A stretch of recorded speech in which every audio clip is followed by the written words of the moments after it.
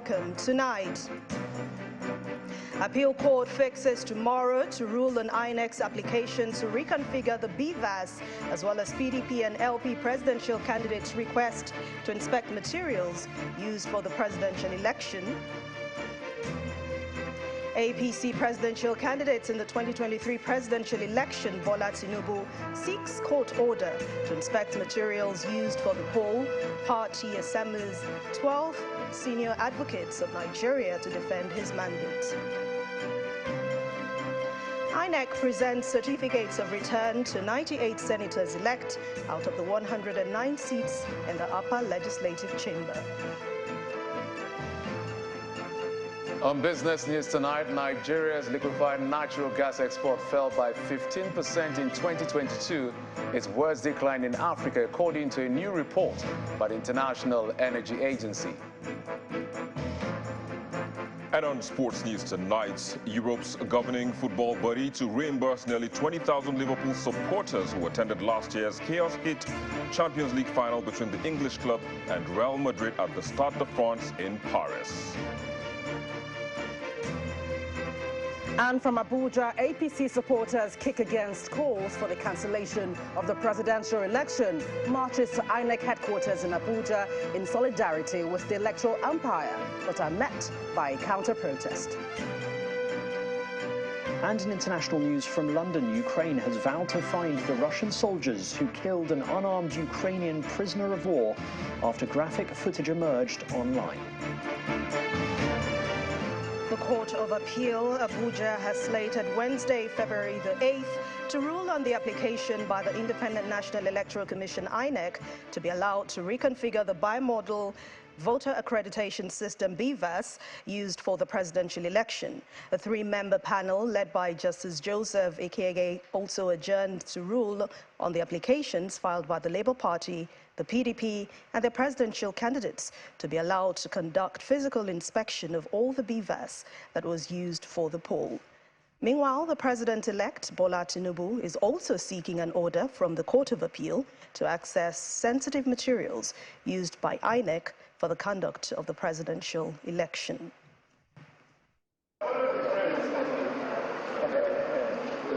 This courtroom at the Court of Appeal Abuja Division is partially filled with lawyers representing the Labour Party, the People's Democratic Party, the All Progressives Congress, and the Independent National Electoral Commission, INEC. At the commencement of the day's proceedings, counsel to Mr. Peter Obi, Mr. Onyechi Ikpeazu, praised the court to allow them conduct a physical inspection of all the BVAS machines that were used for the conduct of the presidential election to ensure that the evidence is preserved before the BVAS are reconfigured by INEC. He adds that if they are wiped out, it will affect the substance of the case. They equally applied to obtain the certified true copy of all the data in the BVAS. Counsel to Atiku Abubakar, Emeka Etiaba, also shares the same school of thought as the Labour Party. Counsel to INEC, Mr. Tanimu Inua, urged the court to refuse the application, insisting that granting the request by Mr. Obi and the Labour Party would affect its preparations for the impending governorship and National Assembly elections. He told the court that about 176,000 BVAS were deployed to polling units during the presidential election, and each polling unit has its own particular BVAS machine which they need to configure for the forthcoming elections. He says it will be very difficult to reconfigure the machine ahead of the governorship and state assembly elections within the period. He added that no information in the BVAS will be lost, as they will transfer all the data in the BVAS to their back-end server. He insists they need the BVAS configured, and granting the application of Labour Party and the PDP, it will mar the process and may delay the conduct of the elections. What they are actually seeking to do is to wipe out that vital physical evidence, which is the most reliable evidence of accreditation data. And if that is wiped out, then all the petitions will be in jeopardy. Is INEC waking up today to know that they need the BVAS machine flushed in their language so that they will reconfigure it? Were they not aware of this when they planned the timetable and said the governorship and the House of Assembly election will take place 2 weeks after the presidential election? They have not not even shown from the application how long will it take them to inspect and come up with whatever they want to come up with it. So you could see that, I don't know the intention, but we have a constitutional responsibility that is to conduct the governorship and state houses of assembly election, or else we'll run into constitutional crisis. The president-elect, Senator Bola Tinubu, is also seeking an order to access sensitive materials used by INEC to enable him prepare his defense against petitions that will seek to nullify his election. The PDP does not seem convinced by INEC's claim regarding information in the BVAS, and it's now raising alarm over what it describes as a plot by INEC to raise data from the device. National Publicity Secretary of the PDP, Mr. Debo Ologunagwa, also maintains that INEC's decision to go ahead with the reconfiguration of the machines for the state's election, despite a court order restraining it, is an indication that the commission has something to hide. In a statement, the party says this reprehensible action by INEC to frustrate the desire of Nigerians to get redress through the court is a clear recipe for crisis and a deliberate design by the commission to derail our democracy.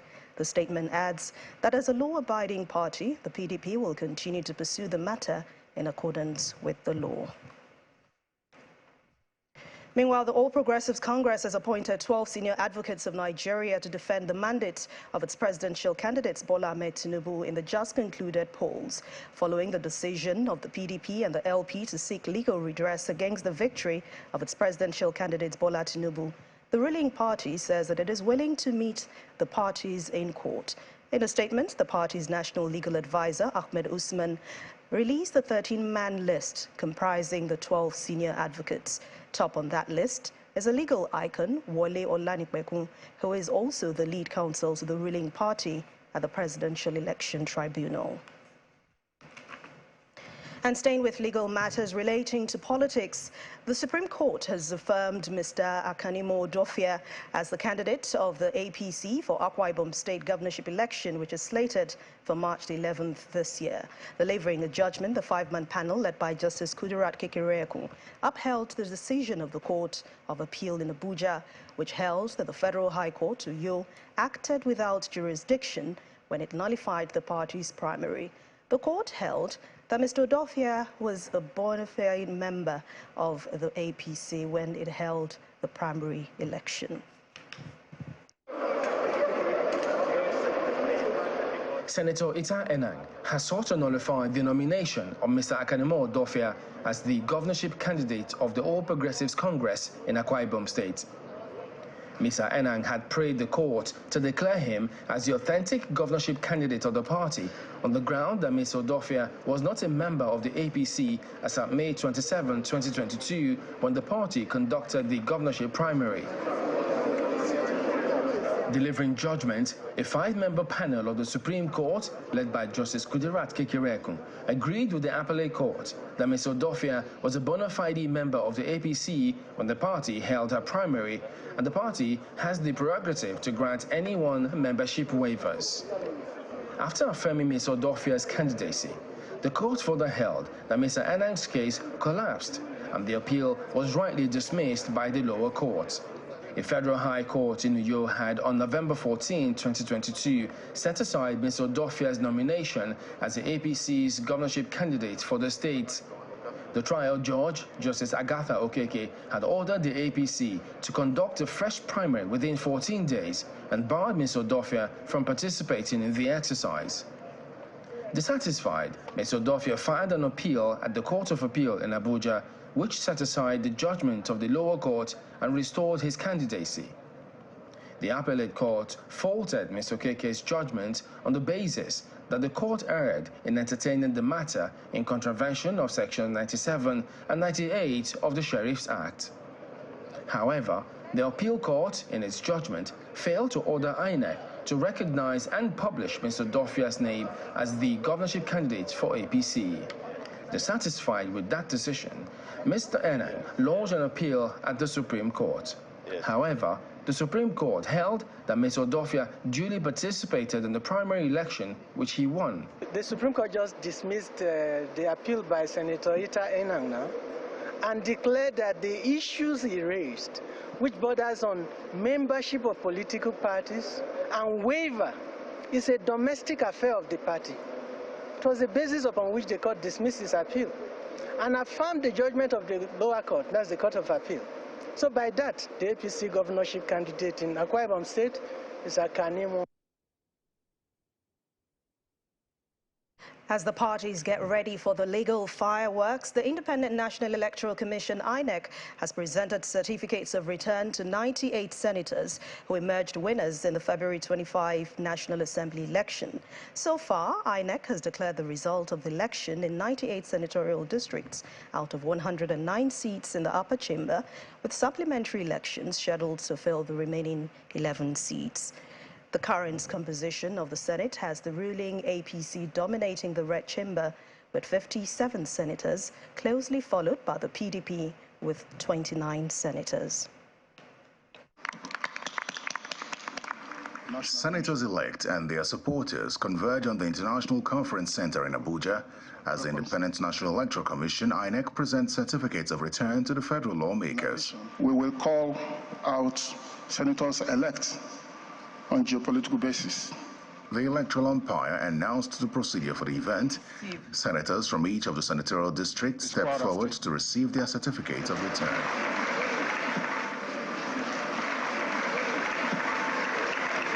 As it stands, the 10th Senate currently draws its membership from 7 political parties, namely the APC, PDP, Labour Party, NNPP, SDP, APGA, and YPP. That this 10th Assembly is going to be an improvement on the 9th Assembly, as the 9th Assembly was an improvement on the 8th Assembly. And I'm looking forward with distinguished senators, the caliber of people that are coming into the Senate this year.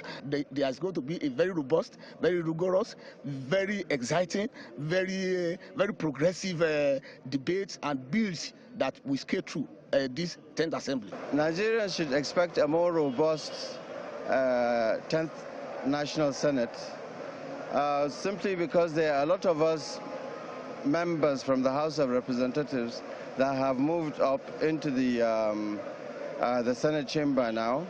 So there would be more, how should I say, with all due respect to the 9th Senate, of course, but I think we would be more responsive to the yearnings of Nigerians in the task of lawmaking and also fostering the kind of unity and sincerity of purpose that we require in this country. Others believe that the emergence of the principal officers in the Senate will not be a problem, despite the current composition. We have won elections, and it's no longer party issues anymore.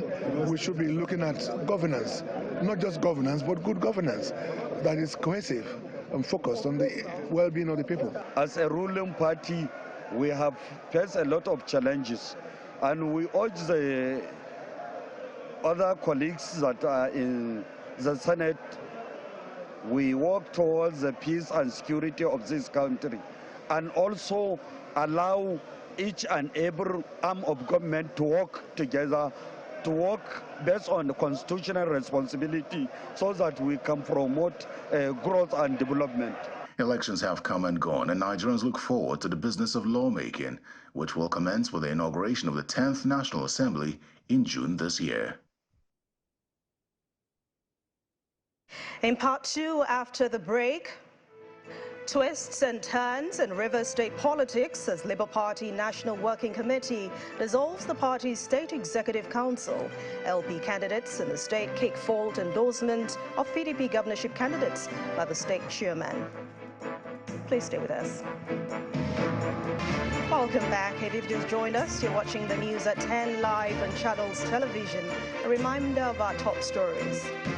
Appeal Court fixes tomorrow to rule on INEC's application to reconfigure the BVAS, as well as PDP and LP presidential candidates' request to inspect materials used for the presidential election.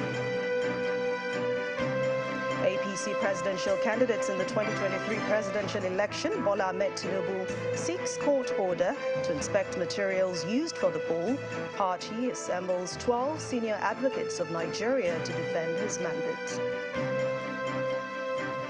INEC presents certificates of return to 98 senators-elect out of 109 seats in the upper legislative chamber.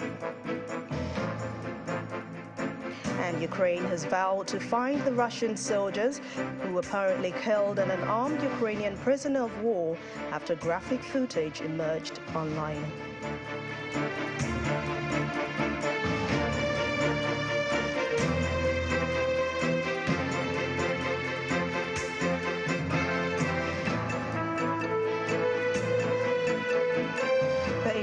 National Electoral Commission INEC has removed the name of the embattled leader of the House of Representatives, Alhassan Ado Doguwa, from the list of election winners. And this is coming after the electoral body declared him as the winner of the February 25th election in Doguwa Tudunwada constituency in Kano State.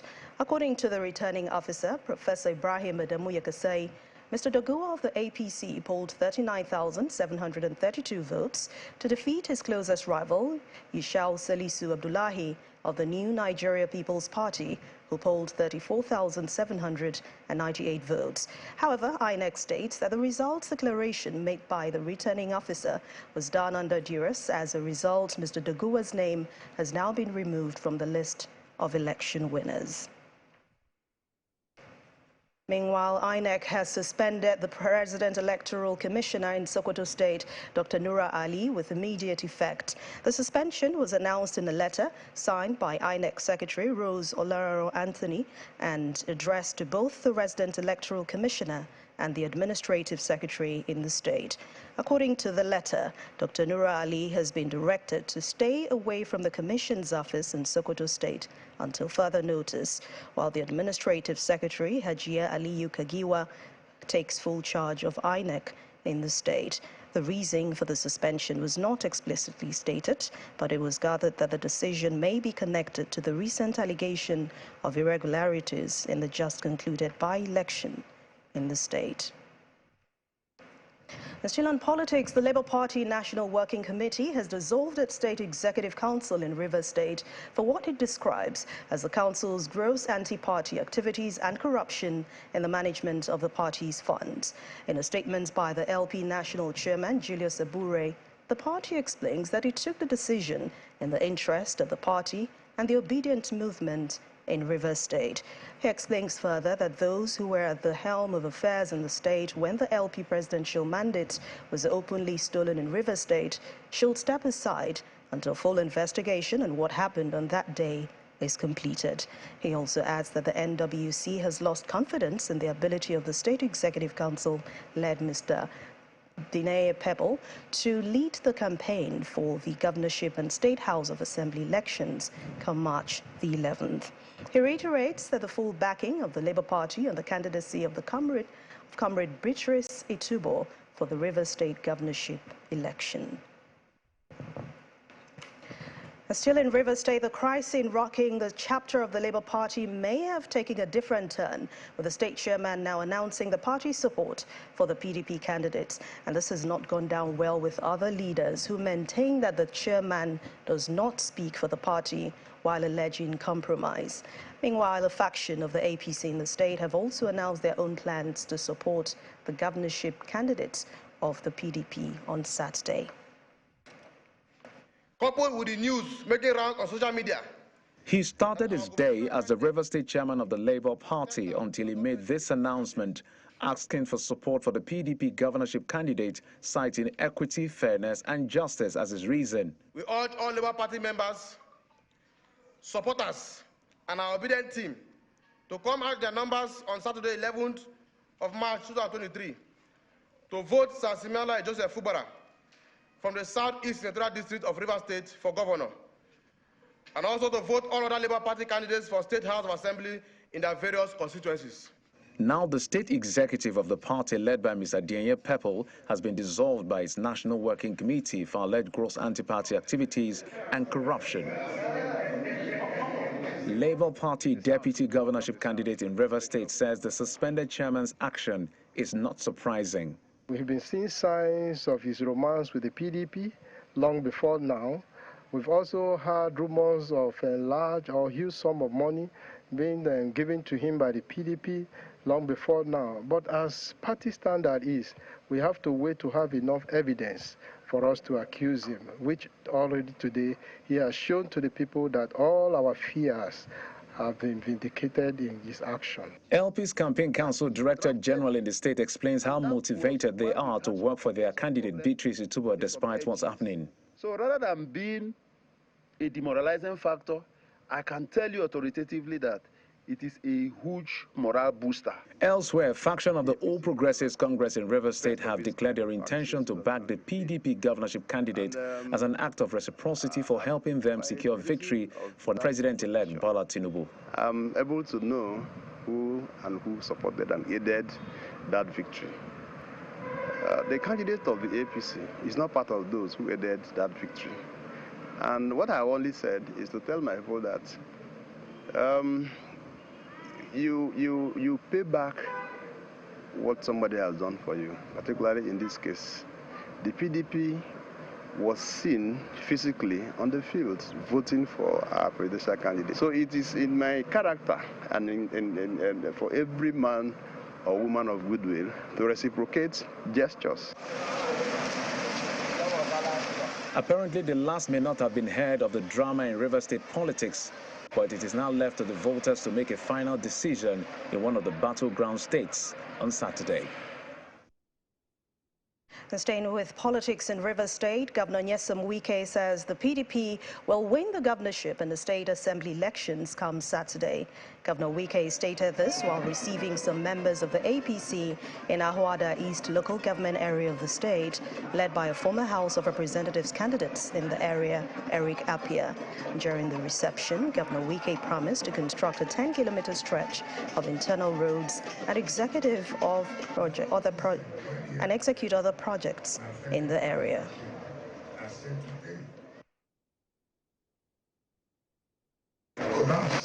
APC structure. They say Putin. They say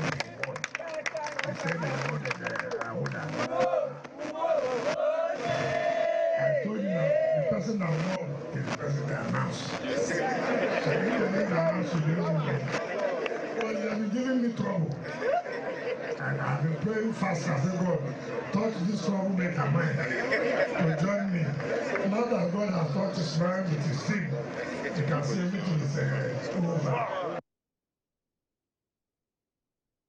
And let's head to Abuja now, where Gloria Mezoke is standing by to give us more on the news at 10. Hello, Gloria. Thank you, Anne. Here in Abuja, a coalition of organizations for Tinubu Shatima is asking politicians and political parties to stop protesting the results of the 2023 presidential election, which they say is a reflection of the people's choice. The group made the call at the headquarters of the Independent National Electoral Commission, INEC headquarters in Abuja today.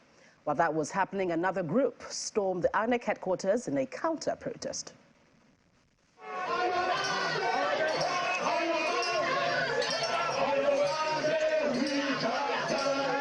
Angry agitations in support of the results declared by the Independent National Electoral Commission, INEC, following the presidential elections of February 25.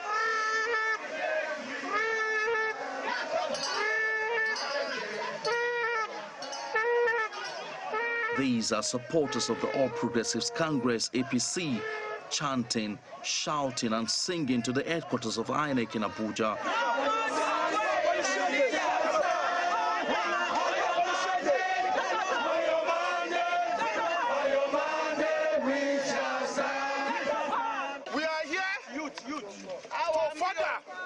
Consolidate and defend the mandate freely given to Asiwaju Ahmed Bola Tinubu in the last presidential election. That we, on behalf of Nigerian people, will not tolerate any attempt by the PDP, Fed, government, and other party to truncate the transition. decision process. So this is a clear case of doublespeak, hypocrisy, and a clear attempt to plunge the country back to the forgotten days of the June 12 debacle. What they've tried to do is create confusion so that they will have what they call a contraption that they call the interim national government, so that they will abort another attempt at democracy in Nigeria.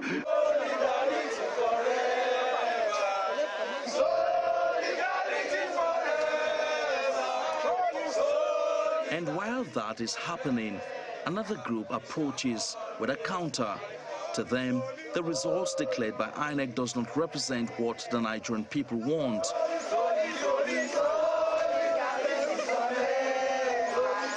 We were told that after BVAS, results from the polling units will be transferred electronically onto the INEC server. Yes.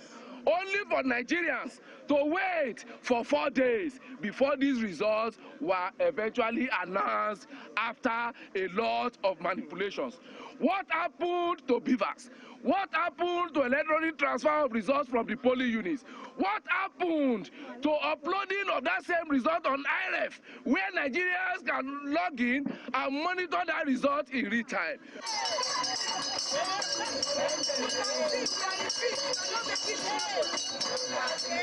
These protests may be on the streets in front of the INEC headquarters, but some political parties, including the PDP and the LP, have commenced their own protest in the courts, challenging the outcome of the February 25 elections.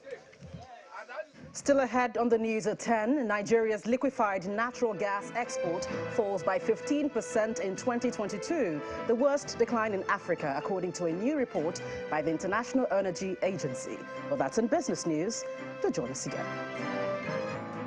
Welcome back. You're still watching the news at 10, coming to you live from Channels Television. Now, staying with politics ahead of Saturday's governorship election, the realignment continues among political parties and groups. In Kaduna State, 7 political parties and their governorship candidates have withdrawn from the race and endorsed the candidate of the People's Democratic Party, Mr. Issa Ashiru.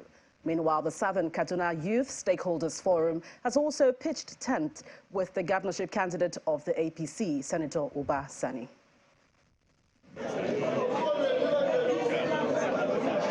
Residents of Kaduna State are gearing up for Saturday's governorship and House of Assembly elections, and candidates are in last-minute efforts to woo voters. In what seems like a realignment, 7 political parties are endorsing the governorship candidate of the People's Democratic Party. The parties include the Young Progressives Party, the Action Alliance, the Allied People's Movement, the Action People's Party, the All Progressives Grand Alliance, the National Rescue Movement, and the Zenith Labour Party. We wish to announce our support and loyalty to Right Honorable Issa Muhammad Ashiru, the gubernatorial candidate of the PDP. We took this decision after extensive consultation with our party members as well as the good people of Kaduna State. This decision is born out of our genuine desire to have one indivisible, indivisible state, irrespective of tribal or religious differences. And we are confident that Issa Ashiru is the only candidate that will unify the state. Elsewhere, the Southern Kaduna Youth Stakeholders Forum has thrown its weight behind the APC governorship candidate, Senator Uba Sani. The Southern Kaduna Youth Stakeholders Forum have adopted Senator Uba Sani, the candidate of the All Progressive Congress, as our preferred candidate for the March 11th, 2023 gubernatorial election in the state. We as people have played the opposition role for long and have not benefited from it. The time has come for us to align with the center, and a vote for Senator Uba Sani is a vote that will navigate us to play the role that has been giving us our best. All the time, everything we have gotten in the past is because we align with the center. As the election date gets closer, Residents of Kaduna will be hoping to see how the endorsement and political realignment will translate to victory for their preferred candidates.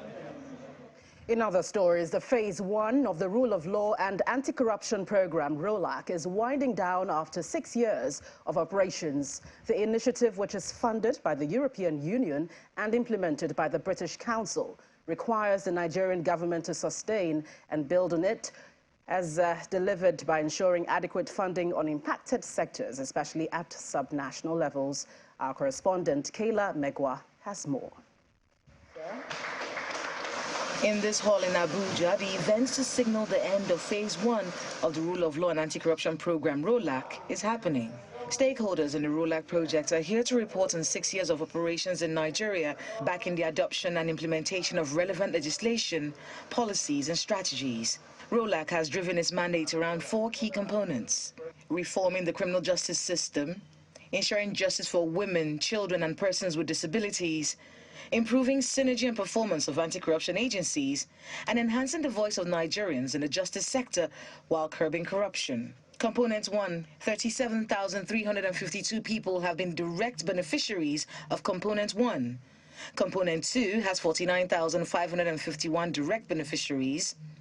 The third component has 20,687 direct beneficiaries, while the fourth component has 68,221 direct beneficiaries.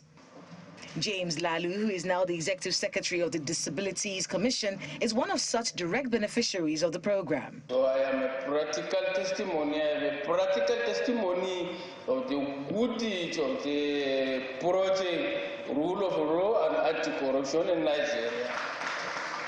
Funding for the projects that have delivered these dividends is provided for by the European Union, and the import of these programs to the Nigerian people is underscored by the EU ambassador to Nigeria. Respect of human rights and democracy cannot be taken for granted. The European Union is united in diversity, just like Nigeria in a sense. But unity and democracy must never be taken for granted. It wasn't all talk, as 6 years of work is symbolically handed over to the government. The program coordinator of ROLAC appeals for sustainability. If you look at some of the places that we have worked with, funding has been a very big challenge, to the states and then to the agencies. And therefore, we expect that funding will be provided for all the agencies and for all the reform efforts that we have started, through the ROLAC program.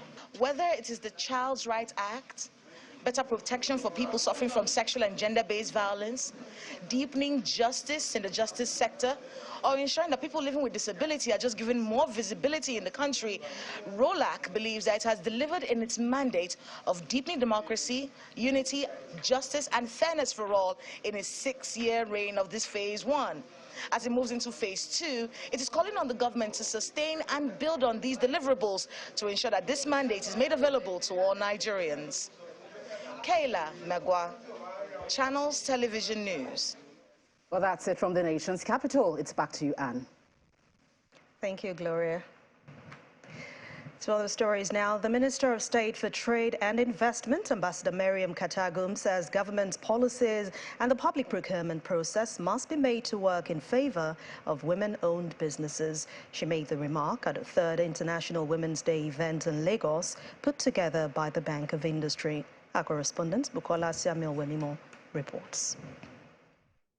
It's the annual International Women's Day celebration put together by the Bank of Industry. Gathered here are women achievers from their different fields, including Nigeria's first female Minister of Trade and Investment, Chief Mrs. Nike Akondi, the Director General of the World Trade Organization, Dr. Mrs. Ngozi Okonjo-Iweala, and the Deputy Secretary General of the United Nations, Mrs. Amina Mohammed, who joined virtually. This year's theme, Embrace Equity, tugs at the heart of issues that enhance gender inequalities, including lack of education, poverty, and lack of finance for entrepreneurship. The chief host of the event and Nigeria's Minister of State for Trade sets the tone for the occasion. We must foster the right conditions and capacities for every woman everywhere to realize her full economic potentials. At the policy level, we must ensure that trade policy works for women, including ensuring that public procurement also works for women, given the important role women play in the economy. At a women's forum as this, it is important for women to challenge self-imposed stereotypes. We eagerly look forward to when we shall have the first female Senate president or first female president in Nigeria. For the managing director of the Bank of Industry, inequity is the bane of marginalization of women, and there is a need for better understanding of these issues. Gender equity works to correct the historical wrongs that have left women behind, such as cultural restrictions on education, employment, etc., towards eliminating the systemic and structural limitations that hinder the ability to thrive and develop. As of December 2022, the bank had disbursed 73 billion naira to women-owned or women-led businesses across various sectors of the Nigerian economy. When you think about the event then breaks into discussion segments featuring 3 sessions. During the 3rd session, panelists, including the wives of the governors of Kebbi, Yobe, and Edo states, answer questions on government's response to issues affecting the girl child in their respective states. The First Ladies are happy to bring progress reports on myriad issues, including the challenges of the burgeoning numbers of out-of-school children, period poverty for the girl child, and human trafficking. Because now Edo State has dropped from number 1 to about number 6 in Nigeria. That's so just within 3 years of tackling the problem. One thing that struck out the most was menstrual hygiene amongst the girl's child. And going through the schools, I used to go around schools. We run a school health program. It appears there's an uncanny consensus among speakers here today that the twin issues of equality and equity must be addressed, especially in the areas that affect women. One being the need to help women surmount the gender stereotypes and other societal hurdles placed in the path of women in accessing resources and opportunities. Bukola Samuel Wemimo for Channels Television News. Let's get more on business news. Here's Jeffrey Uzor.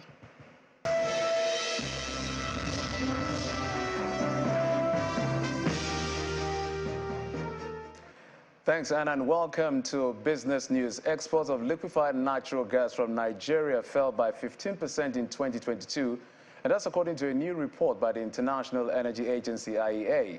In its gas market report for the first quarter of this year, the Paris-based energy think tank says the amount, which is the worst decline among other top LNG exporters on the continent, comes alongside Algeria and Angola. However, the IEA report mentions that LNG exports from Egypt increased by 10%, albeit at a much slower pace than last year. President Muhammadu Buhari has congratulated a member of Nigeria's Presidential Advisory Council on the Economy, Dr. Iyabo Masha, who has been appointed as the new director and head of Secretariat of the International Intergovernmental Group of 24, that's the G24. In a statement released today, President Buhari noted that by the appointment of Dr. Masha, it has made history, becoming the first African to hold the position since the organization was founded in 1971. The president enjoined Dr. Masha to use the position to champion the cause of developing countries, especially on the key economic challenges of economic diversification, debt resolution, tax policy, and financial sector development. The G24, which is an intergovernmental group of 24 countries, was established as a chapter of the group of 77 in order to help coordinate the position of developing countries on monetary and development issues. And outside our show, South Africa's gross domestic product declined by 1.3% in the last 3 months of 2022. According to the National Statistics Agency, trade, mining, and agriculture sectors are the main contributors to the country's economic shrinking. The trade, catering, and accommodation industry was the largest negative contributor to the growth, with about 2.1%. The Statistics Agency says this is due to a decline in the wholesale trade. On the goods side, transport, storage, and communication impacted the economy positively, rising by 0.7 and contributing 0.1 of a percentage point to growth. This was mainly because of an increased economic activities in those industries. And back home to some company news, the Central Bank of Nigeria has granted United Capital PLC a microfinance banking license for the expansion of its business activities.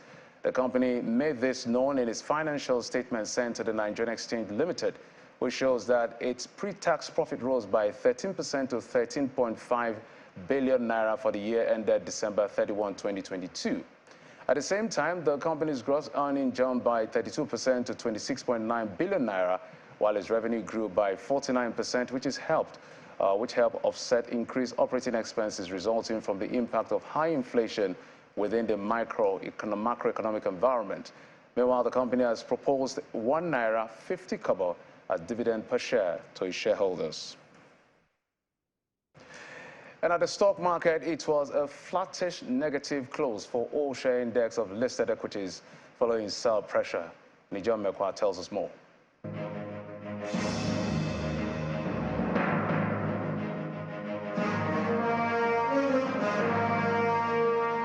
Thank you so much. Welcome to the stock market report. As we see that the bear turns.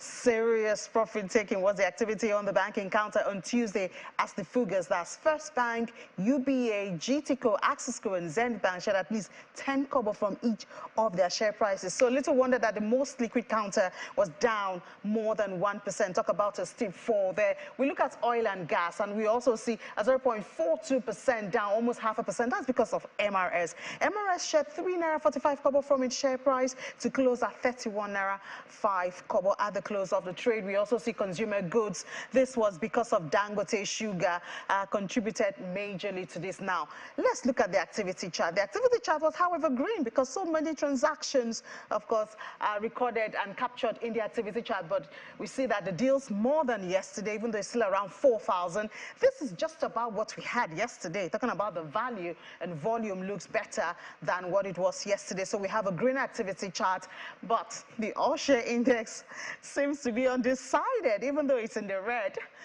It's not easy to see this, 0.00%. We still have that 55,000 there, but it's more of a negative all-share index. That's why we have the bear closing the market on Tuesday. But, well, let's see what tomorrow will hold, see where investors will lean back on.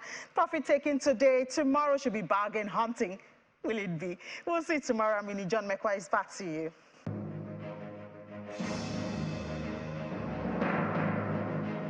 And that's it on Business News. I'm Jeffrey Uzong is back to Anne for the rest of the news at 10. Thank you, Jeffrey. A shocking video has been circulating in the last few days. It appears to show a Ukrainian prisoner of war being gunned down by a Russian captor as he utters what he knows as the last words, which translates in his language as glory to Ukraine. Here's Simon Puser with more international news and around the world in 5. Good evening and welcome to the Channel's studios here in London with your international news around the world in 5. Ukraine has vowed to find the Russian soldiers who apparently killed an unarmed Ukrainian prisoner of war after graphic footage emerged online. We will find the murderers, President Volodymyr Zelensky said late on Monday. In the video, which is too graphic to show, the Ukrainian soldier is seen smoking a cigarette in a trench and says glory to Ukraine before being shot with automatic weapons. He has since been named by the Ukrainian military as Timofey Shadura. A new law aimed at stopping migrants from entering the UK illegally has been announced by the UK Home Secretary. If you enter Britain illegally, you will be detained and swiftly removed. Suella Braverman said the illegal migration bill would stop the boats which are bringing tens of thousands to our shores. She also said the law would put a cap on the number of people granted asylum in the UK. They still don't have any return agreements in place. Labour's Yvette Cooper called the legislation a con that risks making the chaos worse. More than 45,000 people entered the UK via channel crossings last year, up from around 300 in 2018. Only those under 18, medically unfit to fly, or at a real risk of serious and irreversible harm, an exceedingly high bar in the country we are removing them to, will be able to delay their removal. Any other claims will be heard remotely after removal.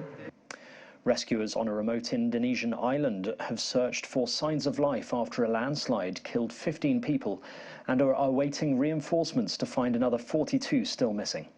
The landslide followed 6 days of torrential rain and buried houses on a village on the island of Serasan in Natuna region, about 80 kilometers off the island of Borneo. Georgia police in the United States have filed terror charges against 23 protesters accused of attacking officers at an event against a planned police training site.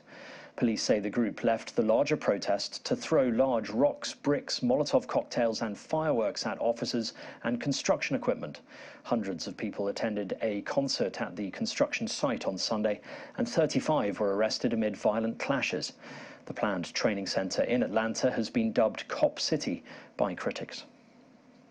Australian officials have warned of rising risks of bushfires in the east of the country after about 2 years of frequent flooding and rain as a severe heatwave pushes temperatures in several regions to their highest in 2 years. A total of 33 fires are burning across New South Wales, Australia's most populous state, of which Sydney is the capital, with 12 not yet contained. 5 public schools have been shut amid a total fire ban across large parts of the state. 2 bushfires have been downgraded from emergency warning levels overnight, but officials said they could flare up again. Analysts say rolling blackouts in South Africa are largely responsible for the country's gross domestic product shrinking more than expected. Official data shows a drop of 1.4% between October and December, instead of the 0.4% predicted. The impact of the power outages was bound to have a knock-on effect to the economy. Only 2 days of the period from October to December were without power cuts. Japan has been forced to blow up its new rocket during a failed launch. All systems are go for launch. Main engine start. Its space agency had to send a self-destruct command to the H-3 rocket when its second stage engine failed minutes after liftoff. It is a significant setback for Japan's Aerospace Exploration Agency. And the British designer Sir Paul Smith has given a new lease of life to artist Pablo Picasso's works in an exhibition he directed at Paris's Picasso Museum. The collaboration comes as the institution marks the 50th anniversary of the Franco-Spanish artist's death. Known for iconic, colourful designs, such as his stripes and monkeys, Smith conceptualised backgrounds with patterns and textures reminiscent of Picasso's works. The exhibition was developed over the last 4 years, taking inspiration from Picasso's museum's collection of nearly 200,000 pieces. And that's your international news around the world in 5. Now back to the Channel studios in Lagos.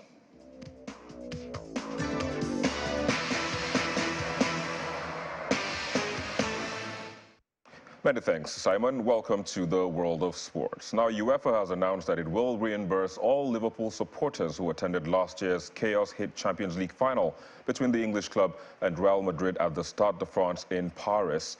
European football's governing body said its refund scheme would cover the entire Liverpool allocation of nearly 20,000.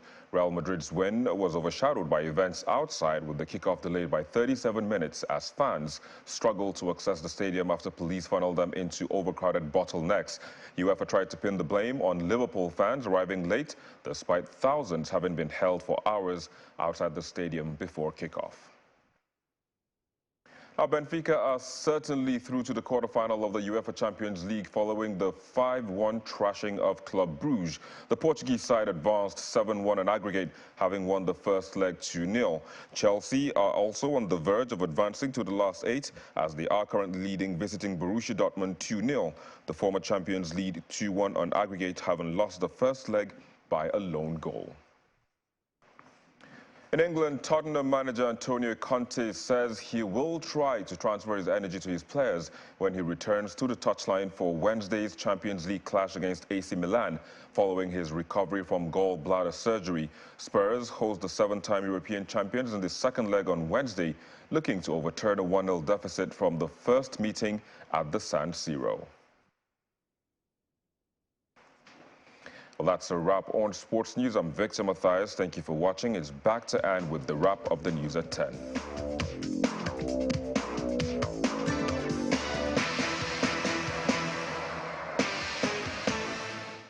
Thank you, Victor.